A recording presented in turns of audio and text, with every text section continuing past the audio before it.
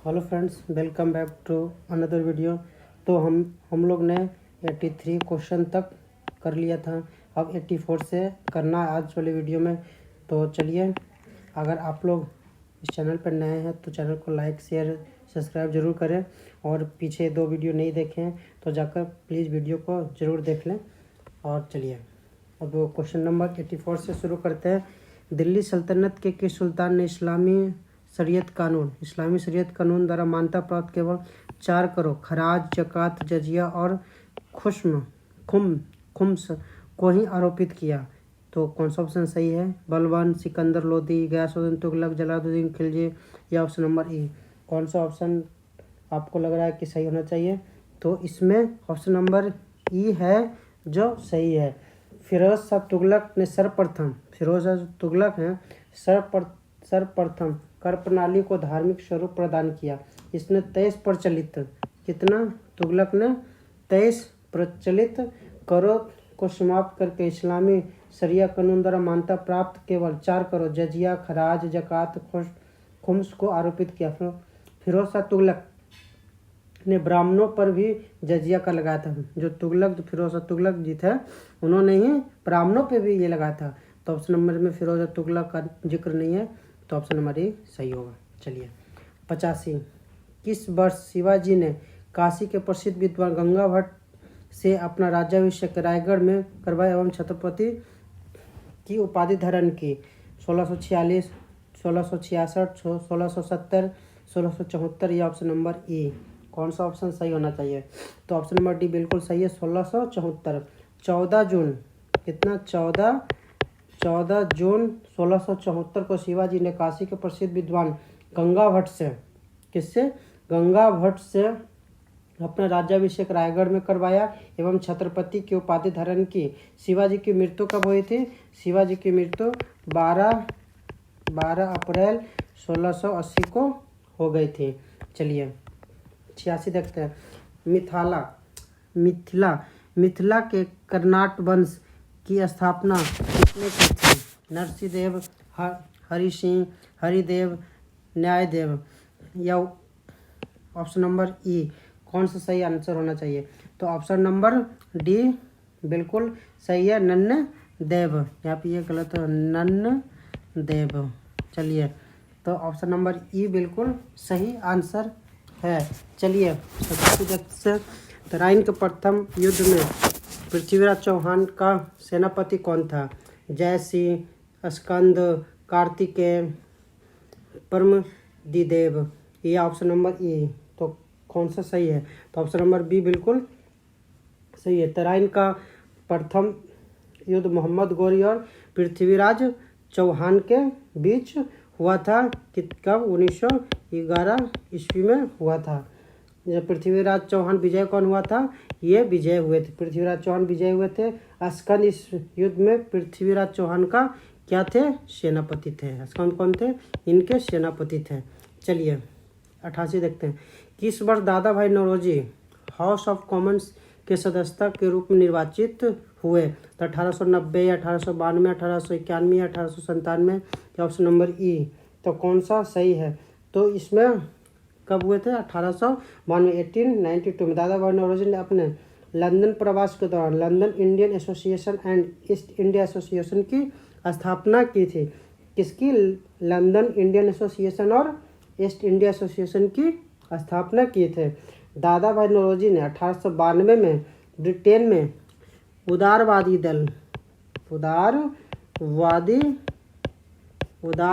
दल की ओर से मध्य किन्सबरी क्षेत्र में, कौन से क्षेत्र में? किन्सबरी क्षेत्र। कौन सा क्षेत्र? किन्सबरी क्षेत्र से हाउस ऑफ कॉमन्स के लिए सदस्य के रूप में निर्वाचित हो गए थे। ये एशिया के प्रथम व्यक्ति थे जो हाउस ऑफ कॉमन्स में सदस्य निर्वाचित हुए थे। चलिए, 89 देखते हैं। निम्नलिखित में से कौन सा प्रावधान 1786 के अधिनियम के माध्यम से किया गया है? तो गवर्नर जनरल को विशिष्ट परिस्थितियों में अपने परिषद के निर्णय को निरस्त कर अपने निर्णय लागू करने का अधिकार मिला था।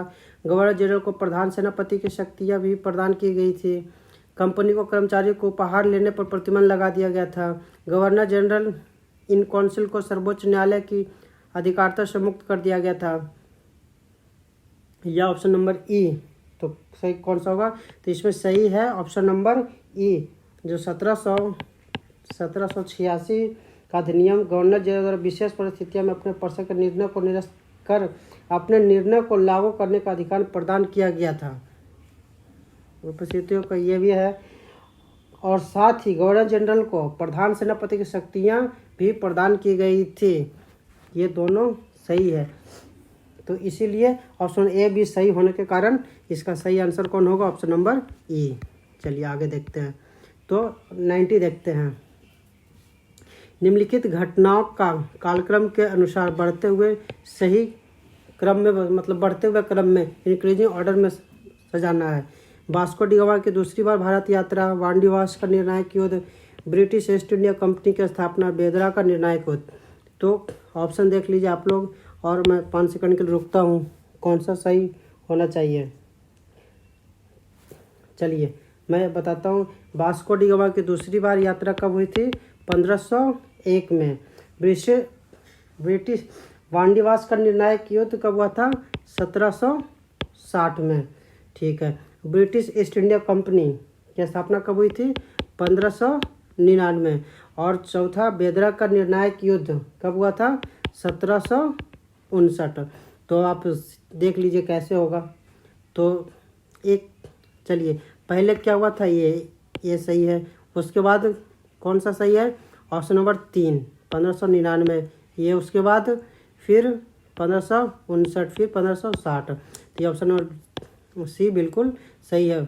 चलिए 91। गांधी जी द्वारा चंपारण सत्याग्रह के बाद बगान मालिक किसानों से की गई अवैध वसूली का कितना प्रतिशत वापस करने पर राजी हुए थे? 20%, 35%, 33% या 25%? या उपरोक्त में से एक से अधिक या कोई नहीं? ई बताइए। 91 का सही आंसर क्या है? तो ऑप्शन नंबर डी बिल्कुल सही है, 25%।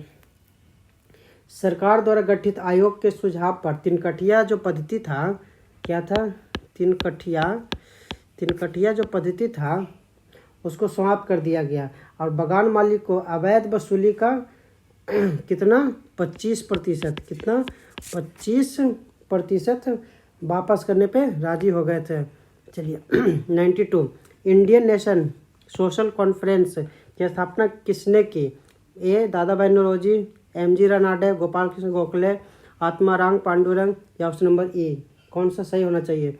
तो इसमें ऑप्शन नंबर बी बिल्कुल सही है, MG Ranade. Indian national social conference की स्थापना 1887 ईस्वी में। कितना? 1887 ईस्वी में एमजी रानाडे के द्वारा। कहाँ? बम्बई में। कहाँ? जो आज मुंबई है वो पहले बम्बई था, बम्बई में की गई थी। इसके स्थापना महिला कल्याण को स्थापना क्यों किया गया था? महिला कल्याण हेतु मतलब किया गया था। चलिए अब समाज में जो बुराई है तो उसको दूर करने के लिए ही किया गया था। क्वेश्चन नंबर 93 देखते हैं। निम्नलिखित में से कौन असहयोग आंदोलन के प्रस्ताव से असंतुष्ट होकर कांग्रेस पार्टी को छोड़ दिया या अलग हो गए?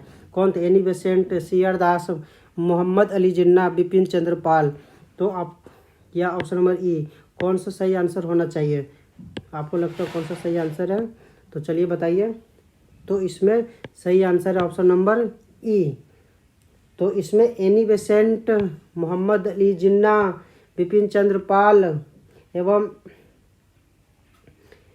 एस खापेड़ असहयोग आंदोलन से, मतलब ये तीन जो इसमें ऑप्शन है ए, सी और डी, ये तीनों असहयोग आंदोलन के प्रस्ताव को मतलब असंतुष्ट होकर कांग्रेस पार्टी से क्या हो गए थे? अलग हो गए थे। चलिए 94 देखते हैं। किस मुगल सम्राट के काल में ईस्ट इंडिया कंपनी ने भारत में सर्वप्रथम कारखाना स्थापित किया? अकबर, शाहजहां, औरंगजेब, या जहांगीर, या ऑप्शन नंबर ए? तो ये जी आंसर है। तो जहांगीर सही आंसर है। मुगल सम्राट जहांगीर का शासन काल कब से कब था? तो 1605 से 1627 ईस्वी तक। ठीक, इनके बीच रहा था। इसी दौरान ईस्ट इंडिया कंपनी ने भारत और अपना पहला कारखाना कब स्थापित किया था? 1608 ईस्वी में। कहाँ किया था? तो सूरत में किया था। चलिए 95 देखते हैं। निम्नलिखित में से कौन अवध राज्य का संस्थापक था? आशफ उद्दौला, शहादत खां, सफदरगंज, सादतुल्ला खां या ऑप्शन नंबर ए? तो ऑप्शन नंबर बी बिल्कुल सही है, शहादत खां। स्वतंत्र अवध राज्य की स्थापना शहादत खां। इन्हें बुहरान उल मुल्क इसे किया जाता था, बुहरान उल मुल्क भी कहा जाता था। ठीक, उसने अपने नव स्वतंत्र राज्य की स्थापना, ये इसका राजधानी कहाँ बनाया था? फैजाबाद। कहाँ? फैजाबाद में। चलिए क्वेश्चन नंबर 96 देखते हैं। अहमदाबाद टेक्सटाइल लेबर एसोसिएशन की स्थापना निम्नलिखित में से किसके द्वारा किया गया? महात्मा गांधी, लाला लाजपत राय, एन जोशी, श्रीपाद अमृत डांगे या ऑप्शन नंबर ए? तो क्या सही है? तो ऑप्शन नंबर ए बिल्कुल सही है, महात्मा गांधी जी थे। महात्मा गांधी जी के द्वारा 1918 ईस्वी में अहमदाबाद के टेक्सटाइल लेबर एसोसिएशन की स्थापना की गई थी। इसमें गांधी जी ने ट्रस्टीशिप, क्या चीज? ट्रस्टीशिप का भी सिद्धांत दिया था। ट्रस्टीशिप का क्या दिया था? सिद्धांत भी दिया था। चलिए तो ये आज का 96 तक का क्वेश्चन हमने कराया। फिर नेक्स्ट वीडियो में 96 से आगे करवाएंगे। तो फिर से नेक्स्ट वीडियो में मिलते हैं, तब तक के लिए बाय बाय।